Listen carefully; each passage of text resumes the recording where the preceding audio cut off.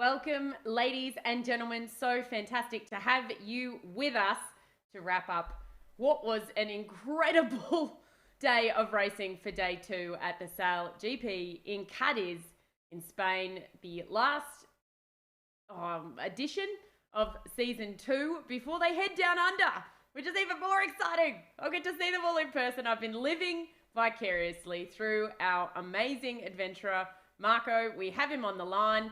How you feeling? How was day 1 and day 2? Hi everyone, how how's you it going? No, it was incredible. Such great conditions, so much fun out there. It was gusty, it was wavy, it was incredible. All sorts of action. So, yeah, let's dive straight into it.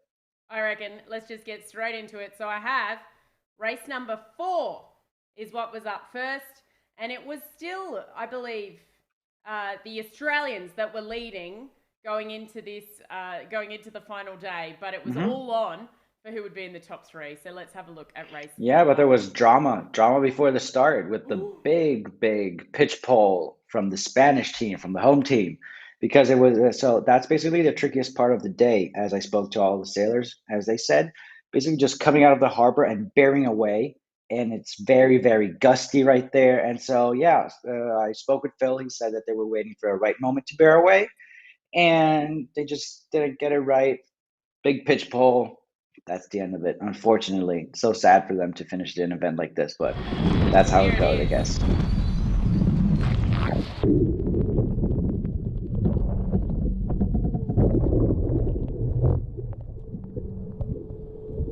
Got another angle for you too. Stand by.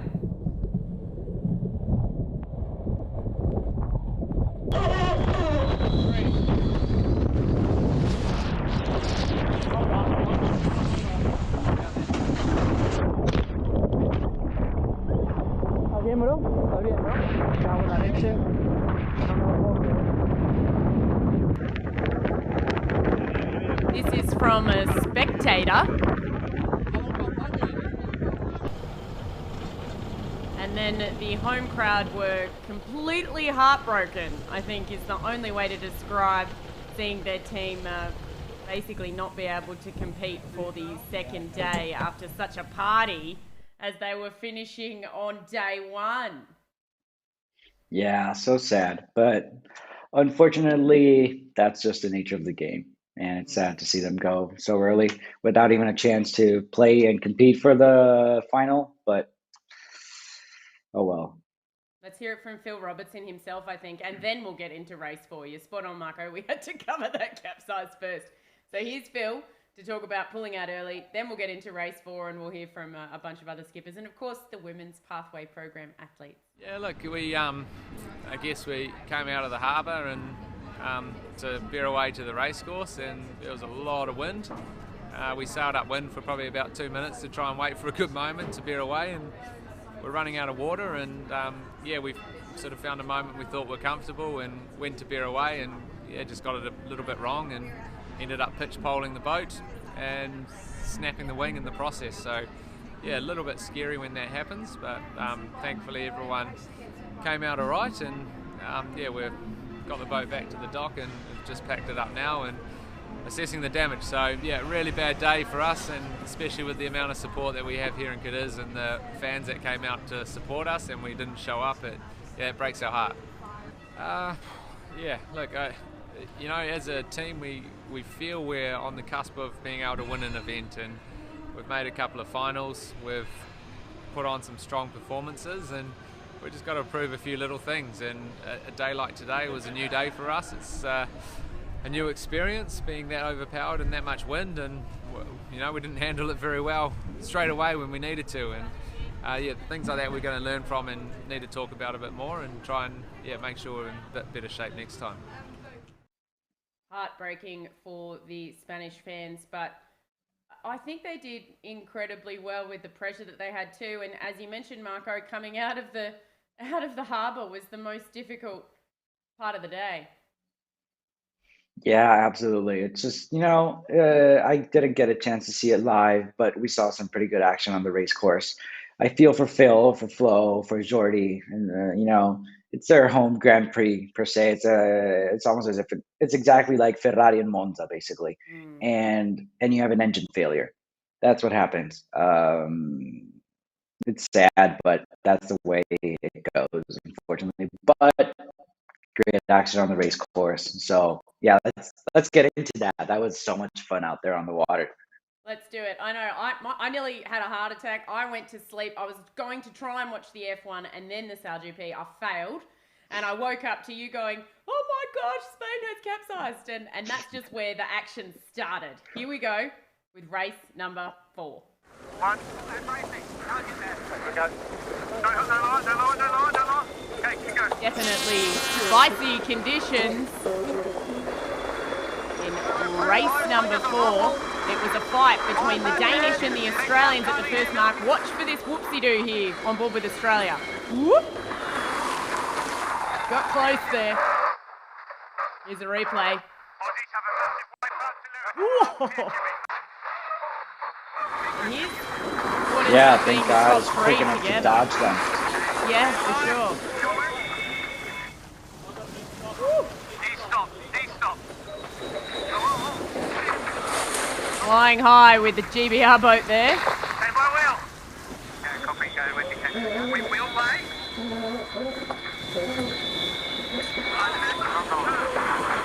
Here we go. Look at the water.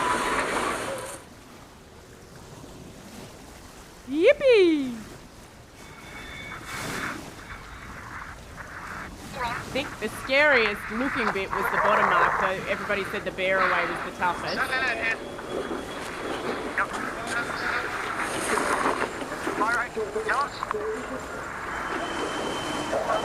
Japan and the Danish fighting it out. The Danish did well, but the New Zealanders came out of the left-hand side looking brilliant.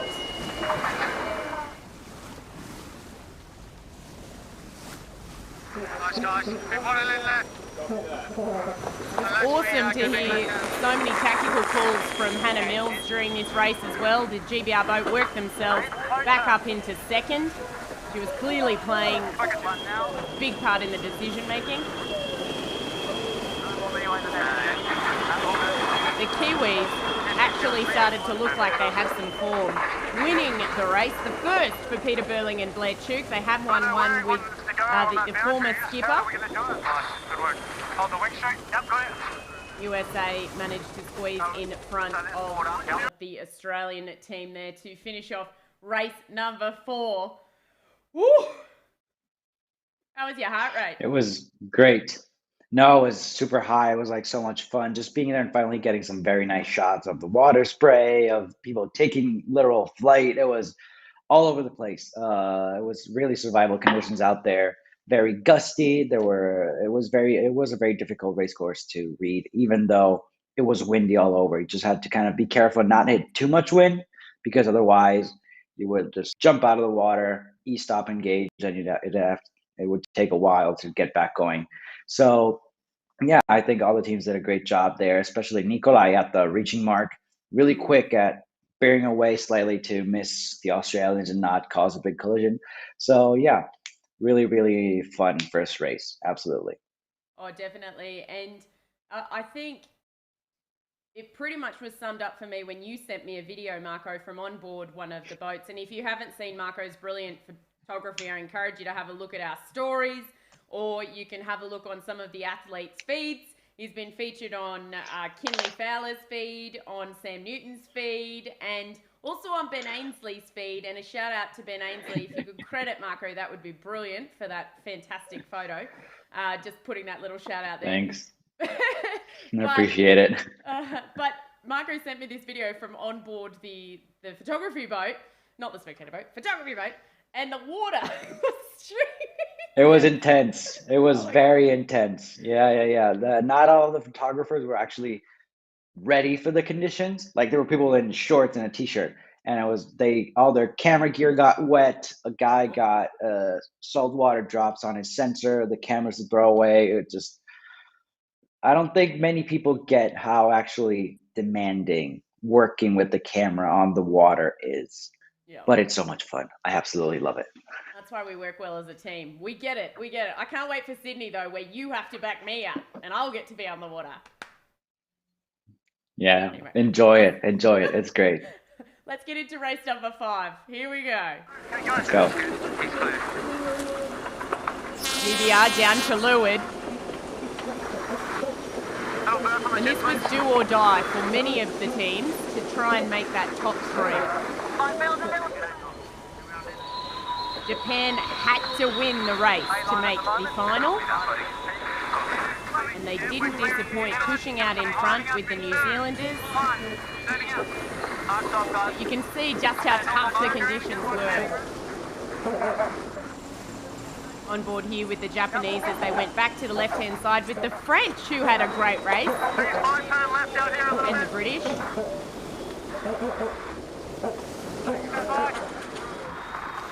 I was so impressed, and we'll hear from Quentin in just a little while, the new skipper for the French SailGP team. Yeah, he's getting the hang of it. He's getting it. Yeah, he really is. It looked good.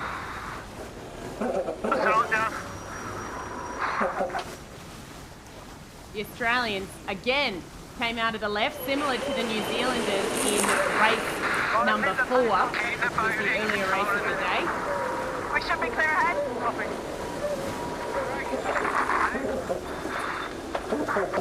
And the Great Britain team were clear ahead of the French. Close between Japan. But there's the Australians taking the win. Great Britain squeezed into second. Japan's final hopes were dashed. And the USA boat was the final boat to make the final, so to speak. So those were our top 3. Very exciting. I've been moving. Yeah, absolutely. And you could see, like, in all the shots, you have the female pathway athletes in the back, 6th position, so right behind the helm, providing tactical insight. It was super fun. And we spoke with a few of them later in the interviews, and so we'll hear from them. But basically, it's just all about holding on and just giving the calls, right information in a coin-sized fashion to the helmsman and just provide any advantage they could.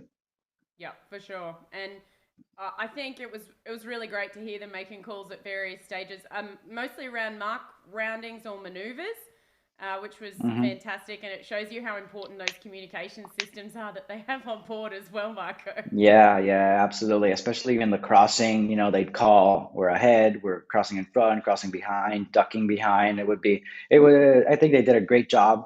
And now it's going to be interesting to see, other than the 6th position, what else they can develop into. For example, Nina, as we'll hear from her, she said that she's really close to flight control. So it would be really, really nice to get to see her out on the water in that position, maybe in Sydney. I don't know. Hopefully soon, because it would be great to have many more females in the sport. Absolutely. I agree. And I'm going to ask you about something that Nina said in her interview once we get to it. But now I think what I'm going to do is put up Senna's interview, who was the sailor on board SailGP Japan. She spoke about the day and what happened and how she wants to improve her communication, which is what we've just been talking about, but in terms of language as well, because she's learning English. So I thought it was quite a cool interview, and they just missed out on the final. So what we might do now, Marco, actually is just go over a few of the interviews with the athletes who didn't make the final.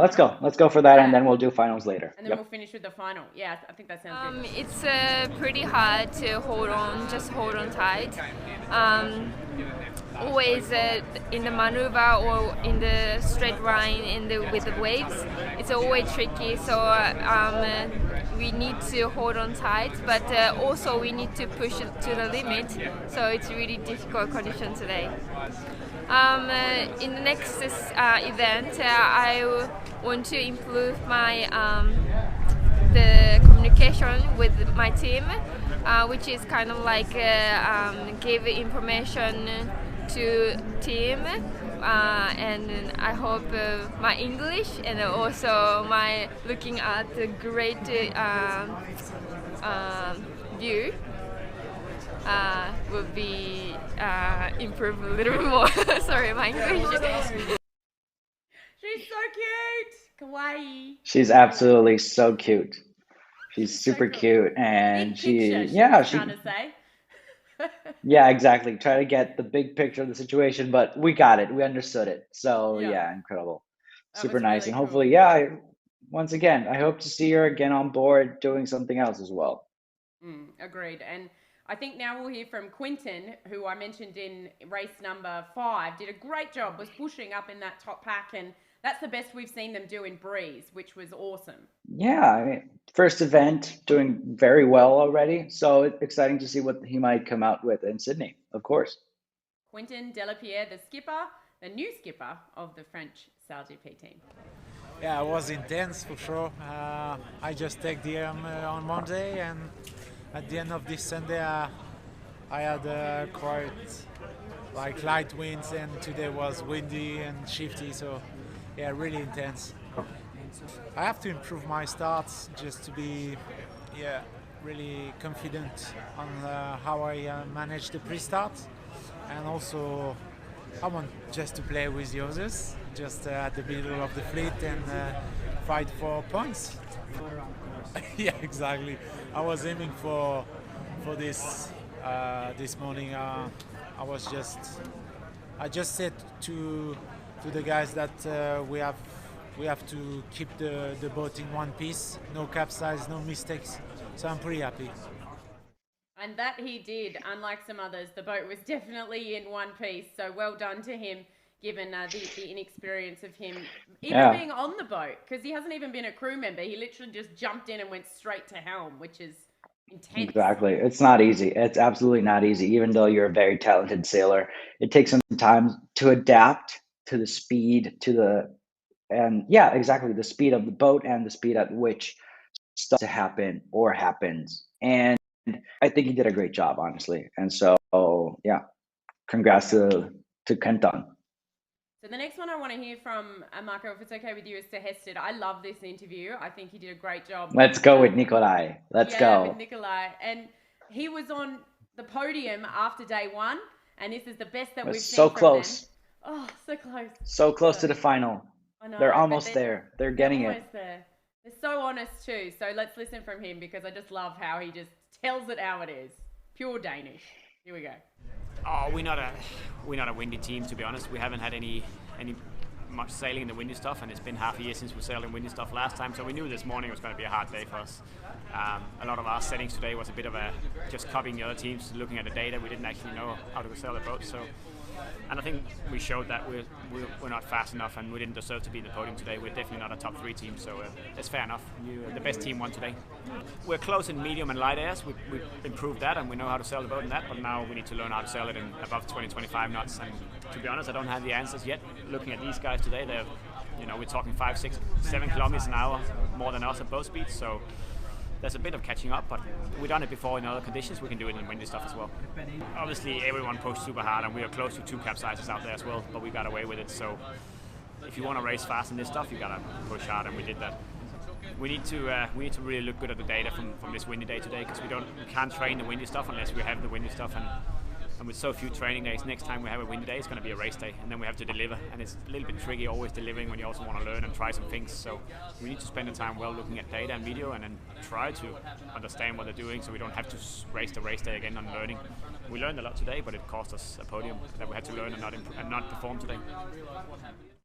So good. We learned a lot today. Absolutely valid points. Yeah, exactly. Like, he brought up a very simple concept, but it's very important to remember that in order to race in windy conditions, you have to train in windy conditions, and you don't often have that chance. And so, yeah, that's how like all the data comes into play, all the copying the other teams that do well comes into play. But obviously, you want to figure out your own style of sailing in windy, so it's very tricky. Very tricky. Also, I found it interesting that he just said, "Oh, casually a 6-7 kilometer per hour difference." It's knots. It's knots. Please, not kilometers per hour. I'm totally with you. I had a few people message me today and say I cannot bear to watch the coverage because it's in kilometers per hour, and it makes no sense. It's sailing. It's on the water. Knots. Please. Yeah. Russell Coates, I know you have the button to e-stop boats whenever you feel like. So please. We would like knots. Take away the kilometers per hour. But having the data is one thing as well, but implementing is the other thing that we really notice. Yeah, as of course. actually, As we spoke with the we spoke with the Oracle Cloud guys, and basically what they're doing is basically putting together a playbook for the new teams, for example, Swiss team, and for this 10 team that's going to come. And yeah, it's just 10. And yeah, just give the playbook, like light wins. This is your setup. This is the numbers. These are the numbers you need to hit. Figure it out. And so that's really good. Speaking of playbooks, I think we'll hear from Erica Dawson, who was the woman on board with the New Zealand team, and then we'll roll into Pete Burling as well, who talks about finding they've been happy with their speed, but not necessarily their teamwork, and they're finding their modes now, which is good. And Erica talks about how she needs more practice, and so maybe there's a playbook that the women are developing as well for their particular role. Hopefully. I mean, whatever helps everybody just get better. Here's Erica Dawson. For me personally, I think actually getting time on racing on the boat has kind of just developed my skills a whole lot more than just watching. So I think there's so much more to go, and really looking forward to just keeping the learning curve steep from here. So I'm keen to keep improving my helming skills out of the manoeuvres and all that, and just kind of getting more used to the grinding role in the fourth position, and getting my head out of the boat a bit more and trying to contribute more to the tactics of the team. Steering out of the manoeuvres, that's fun. I think the Danish Svenna was actually doing that as well. I think so. But anyways, it's the beginning of this whole female pathway program, so it still has to go through its steps and kind of figure out exactly where and how, I think. But it's going to be interesting, no doubt. 100%. And we'll hear from the top 3 women in a minute. Here is the last of the sailors who didn't make the final, the New Zealanders, the best that we've seen Pete and Blair do. But mind you, it's the longest they've been in the boat in back-to-back events. So great to see them finding some form ahead of Sydney. I'm sure that they'll enjoy coming back to the Southern Hemisphere as well. Here's Pete Burling. Yeah, I think we've always been happy with the boat speed, and it's just putting together the whole package of manoeuvres, getting off the start, have any big crashes around the racetrack, but we're just really happy to get around the track in one piece well in that first race. It was definitely a windy warm-up, and just having to sit out there while all the safety team was looking after the Spanish after their swim on the way out was just interesting enough in itself. But we're really happy with the way the team bounced back in that first race from yesterday, and kind of proved we're here to compete at that end of the fleet. Yeah, I think it's just how tight the competition is, how important each point is in the racing, and just what level we actually have to be at to win events. And it definitely felt like we're a lot better this week than we had been at any other event. But obviously in that light air, we made a few too many mistakes, and cost us a lot. And today we had a few issues in that second race, which cost us a lot as well. So we've feel like we're learning every event. Definitely got a little harder job to do to make the final now, but looking forward to Sydney nonetheless. 2 events to go. We spoke about it a lot. The making of your position and the consolidating of your position, and we'll have a look at the overall scores once we watch the final race. Should we just get straight into it? Because it's quite long, actually, once you include some capsizes. Here we go. Let's go. Here is the final race of the Cadiz SailGP. A penalty to the United States for not keeping clear. Great British team was away, up and on the foils, and then I screamed at 3:30 in the morning. Here it is from as many angles as I could find.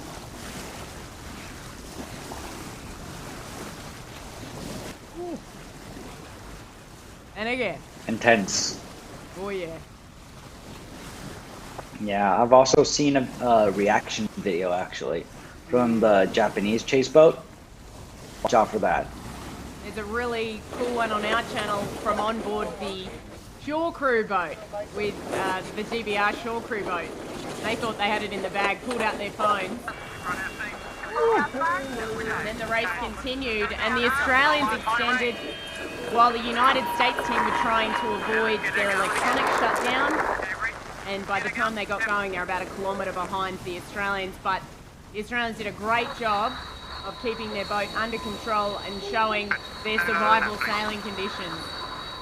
Still pushing it to the edge though. I feel like if they took their finger off the accelerator, they'd probably be in more trouble.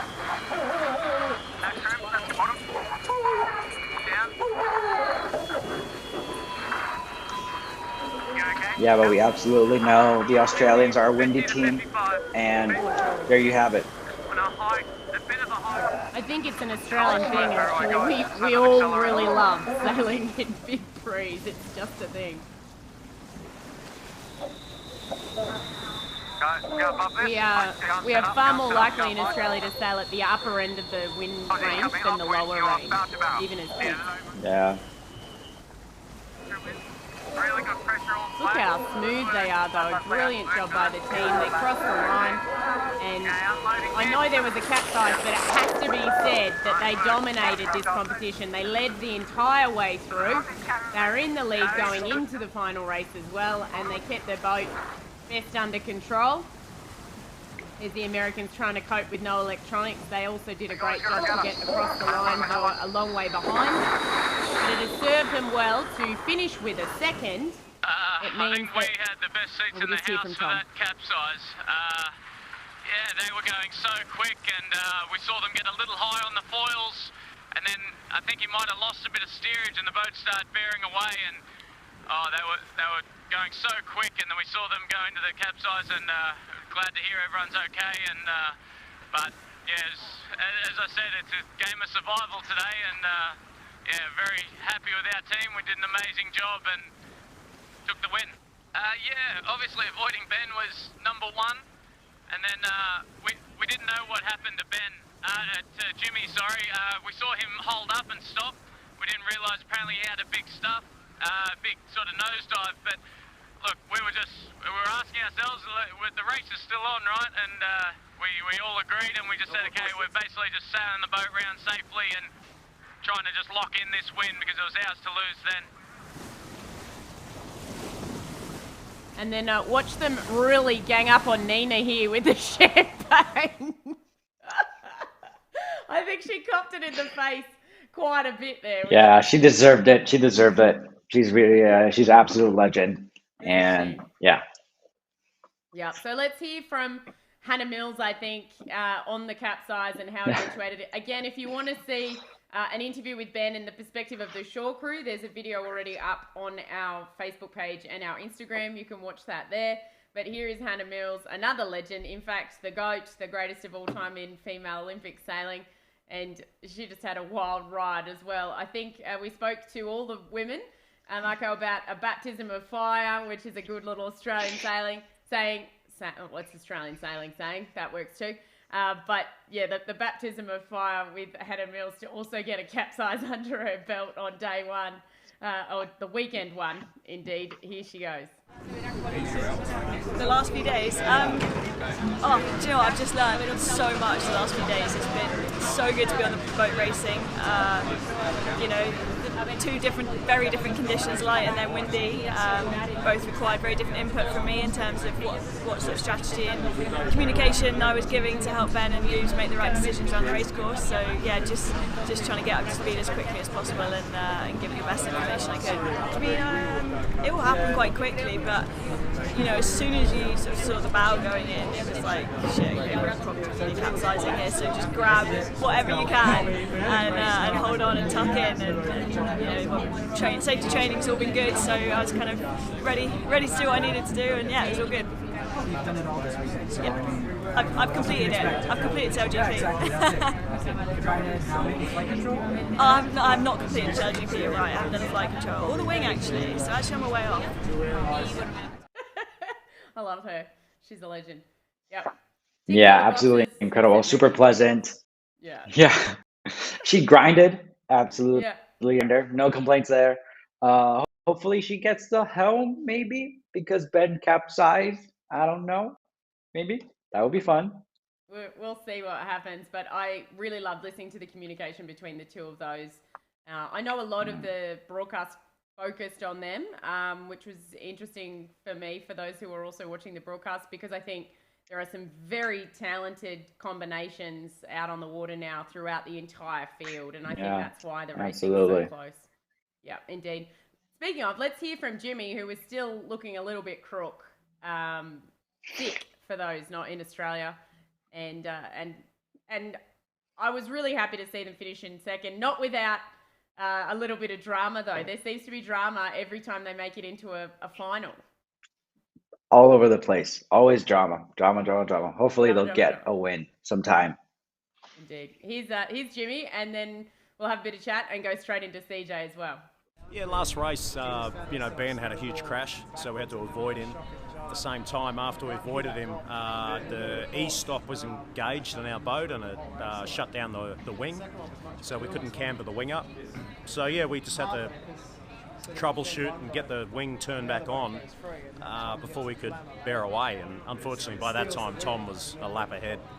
Yeah, it was just, one of those events. I mean, I think the big takeaway from us is that we need to improve our sailing in the heavier conditions, because, that's what San Francisco is going to be like. I think if we get the windier conditions, we really need to improve. I think the Australians and the British seem to have sailing very well in the windy stuff. So yeah, look, we're always, there's a lot to improve always, but we're looking forward to going down to Sydney. I've done a lot of racing on Sydney Harbour, and really, it's a fantastic racetrack. Done a lot of racing on Sydney Harbour. That might be the biggest understatement. I know he said that the season being full of drama by the New York Times was the biggest understatement, but I think him saying that he's done a bit of sailing on Sydney Harbour with an Australian accent was pretty massive. It's a big understatement. It's pretty big. Hopefully, they managed to, avoid any drama due to all his experience. Maybe that'll come into play, hopefully. But no, it would be nice to just see like a clean event throughout by the US team. Yeah, because they've got the firepower, the talent. It's just, they never seem to close a deal, unfortunately. So hopefully they get a chance to do that. Yeah, but he did point out there that he wants to improve their heavy air sailing before they get through to San Francisco. So it'll be really interesting. Maybe he and Sir Hested should be comparing notes. Yeah, maybe. I don't know, because also, he knows how to drive F50s. So maybe he can dive back into his old playbooks from Oracle and Bermuda for the America's Cup and find something new. I don't know. Indeed. Now let's hear from CJ, one of my favourites. If you want to see my one-on-one interview with her from before the event started, she's 18 years of old, just turned 18, and just came second in her first SailGP event on board. So here's CJ Perez. Yeah, today was absolutely mental. I mean, there was wind and waves.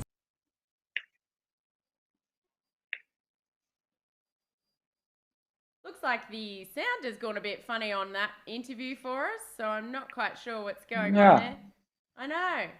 It's a little bit annoying. Well, we'll put it up later. Anyways. Yeah, we'll put it up later. Hang on. Maybe, do I give it a second go, or? Let's try it. Let's try it again. CJ, take two. Yeah, today was absolutely mental. I mean, there was wind and waves.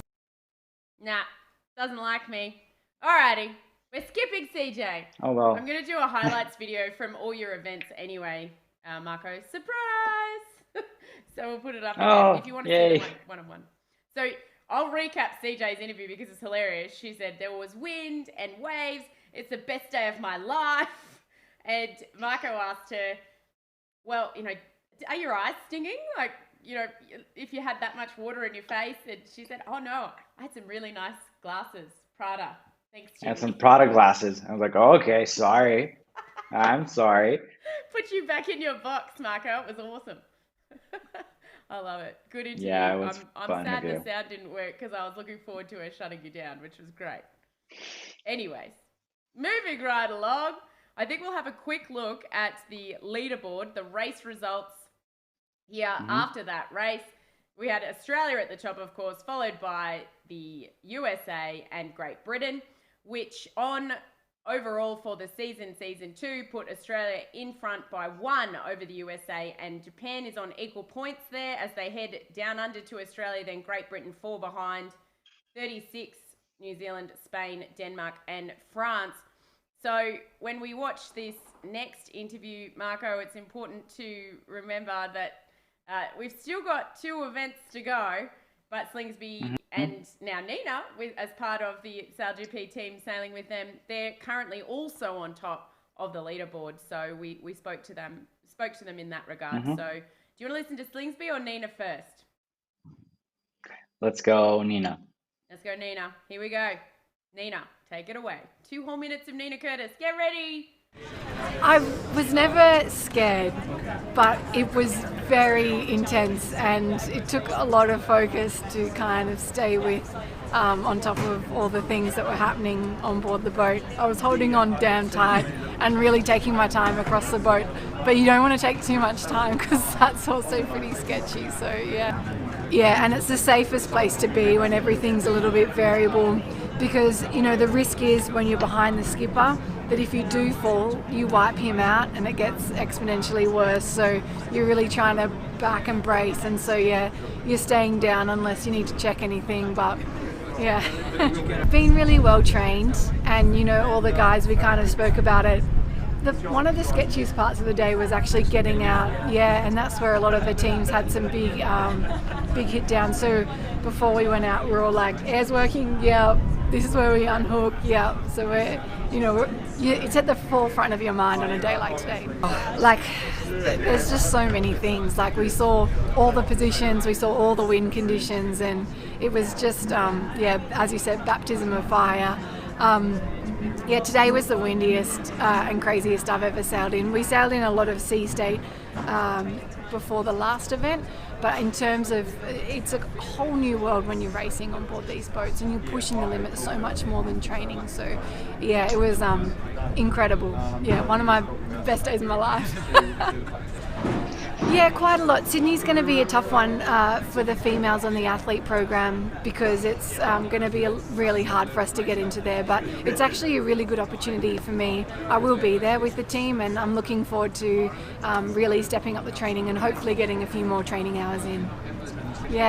On the handles, also on the flight control, which will be ideal leading into that event. And we're not far off. A few more hours, so it'll be really cool. I've never seen her look so happy. All of the girls so excited after today. Senna was going crazy as well. It was fun. I had fun on the photo boat, so I can only imagine they had 10 times as much fun as me. And the commonality for me between Nina and CJ, who came first and second, the first women to finish on the podium as part of the SailGP, they both said, best day of my life. Best day of my life. My life, hands down. Absolutely. So good. Really fun. Really. Now, Nina mentioned something there, and I've had a few of my followers ask me about it too, saying that they may not be sailing in Sydney. Have you heard anything about this? It's just about like government rules basically, and how many people SailGP can bring into the country. So, for example, some of the media people won't be able to come, some of the operations people. So it's just basically cutting down crew to just fit into the allowed number of people. So it's going to be interesting to see exactly how many and who, essentially. But Nina's Australian. I believe she's coming home after this leg. So she's going to be there, as she just mentioned. Hopefully she's going to get some time to train with the guys and more hours on the flight control. And then maybe we can see her in San Francisco. That would be really cool. Well, I hope that if given a choice, SailGP does still bring their women athletes. I think that would be. It will be a good message, but I don't know. I think it's not really up to SailGP. So ultimately, they're just dependent on the Australian government. Well, trust me, I know how hard it is to get in and out of here. I'm completely I can imagine. understanding of that. And I'm here to support the SailGP when they get here. I'm very excited. 17th and 18th of December, people. Make sure you've got it in your diaries. And now we're going to hear from Tom Slingsby, who is very happy. And they will go into their home event in the lead. And you'll hear from himself now. Conditions, it's really who makes mistakes. I'm not saying that Ben made a mistake. He got hit by a huge gust, and I don't know really what happened. Did they look like they were high on the foils? Did they cavitate? We had that situation in race 1, and you lose all control. Yeah. So, yeah, no, for sure. I thought we were going over a couple of times today, but we managed to, I guess we sort of backed off when we had to, and we put the foot down when we had to, and I guess we managed that well, and we like those conditions, so I think we have a good feel for how hard to push and when to back off. Finally heading back to Australia, and we've got the overall series lead. We're stoked. We said we wanted to come out of the European leg in good shape, and we're heading to Australia, our home event, and and then San Francisco to finish. Generally. Ooh, and another sound issue, which is good fun. Loving it here down under. Our technology's having a bit of fun. But basically, he said, looking forward to heading down under, their home event, and of course, they're worried about finishing this event because it was meant to be a light air venue in a difficult position. Finishing in a difficult position would have meant that they... Finishing actually the whole European leg in a tough spot, and they're on top. So would you look at that? And I believe even Tom has maybe just a little bit of experience sailing at Sydney Harbour. Just a little, not a lot. Yeah, just a little. But I think it's pretty amazing that they will go into 2 potentially windy events now too, and that's their specialty. Even if it is light on Sydney Harbour, at least he's got a little bit of local knowledge. But to say that Ben Ainsley absolutely, and his team, so let's say the GBR team, to be clear, I think we get focused on the skipper a little bit too much in the commentary too. So let's focus on the GBR team. Absolutely walloped the Australians last time they were down under pre-COVID in the first iteration of season 2. We're now in the second iteration of season 2 post-COVID, but they absolutely walloped them on Sydney Harbour. Ben has won a gold medal on Sydney Harbour in the laser. So, you know, Ben is strong on Sydney Harbour. Jimmy's strong on Sydney Harbour. But Ben made a mistake ultimately yesterday, 100%. causing the capsize. So we'll see. We'll see what happens. I think Paul Elstrom was the sailor that said, you know, we're not perfect. We're all infallible, and the weather's unpredictable. So we never know what will happen. And he was also a greatest of all time. So shout out to any fans of Paul Elstrom who are watching. I'm definitely a fan of his. So we'll leave everybody with the Season 2 Championship leaderboard as it currently stands. And thanks to Fox Sports and KO, that's where I've been watching. And I love my KO, I have to say. I've got it on my phone and on my computer at the same time when I'm watching it 1:30 in the morning down this part of the world. Looking forward to watching in the daytime. It'll be great. And looking forward to December. Finally. Thank you so much. I know. Thank you so much, Marco, though. I think anybody who's watching, we need to give Marco a massive round of applause for all his work that he's done for Adventures of a Sailor Girl and In Phase. Thank you. Thank you for the opportunity so much. Oh, no, it's been brilliant. And not only Toronto, Saint-Tropez, the Moth Worlds, and now also in Cadiz, I think everyone's been living vicariously through you. Yeah, I hope I did a good enough job to bring you along. I hope you enjoyed it. Don't be silly. Fantastic. All right, everybody. Thank you so much for joining us. We'll be back in the coming weeks with plenty more action. In the meantime, stay tuned to our social channels. If you want to get In Phase fast, you can head to infazehq.com as well. And I'm really looking forward to the summer ahead. To those who are in Sydney, I hope you're not watching this and you're actually out at somebody's house or wherever you might be and enjoying your first day of freedom as well. So be safe though, everybody. We can't afford to be complacent because we want to have a really good summer. Hobart, lots of things coming up, fingers crossed, down in this part of the world for fully vaccinated people. Marco, what's next for you?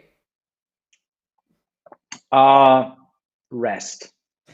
Some rest. It's been a great summer. Absolutely out of this world.